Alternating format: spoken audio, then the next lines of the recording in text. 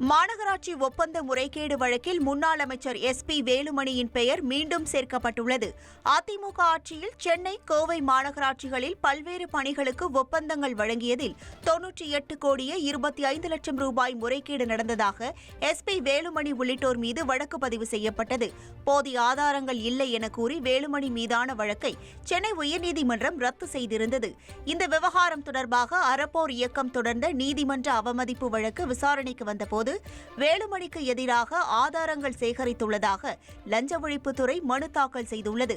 அதில் SP வேலுமணி மீது வழக்கு பதிவு செய்ய கடந்த ஆண்டு பிப்ரவரி மாதமே சபாநாயகர் அப்பாவு அனுமதி அளித்துள்ளதாக தெரிவிக்கப்பட்டுள்ளது. IAS அதிகாரிகள் கந்தசாமி மற்றும் விஜயகார்த்திகேயனுக்கு எதிராக வழக்கு தொடர மத்திய அரசு அனுமதி அளிக்கவில்லை எனவும் லஞ்ச ஒழிப்புத்துறை தெரிவித்த நிலையில் வழக்கை செப்டம்பர் 12ஆம் தேதிக்கு உயர்நீதிமன்றம் ஒத்திவைத்தது. சென்னையில் ஆபரண தங்கத்தின் விலை சவரனுக்கு 160 ரூபாய் உயர்ந்துள்ளது. ஒரு சவரன் தங்கம் 77,800 ரூபாய்க்கும், 1 கிராம் தங்கம் 9,725 ரூபாய்க்கும் விற்பனையாகிறது. வெள்ளி விலை 1000 ரூபாய் அதிகரித்து 1 கிலோ 1,37,000 ரூபாய்க்கும், 1 கிராம் 137 ரூபாய்க்கும் விற்பனை செய்யப்படுகிறது.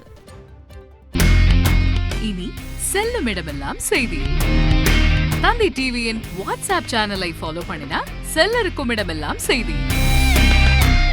இதோ QR கோட் இப்பவே ஸ்கேன் பண்ணுங்க, ஃபாலோ பண்ணுங்க.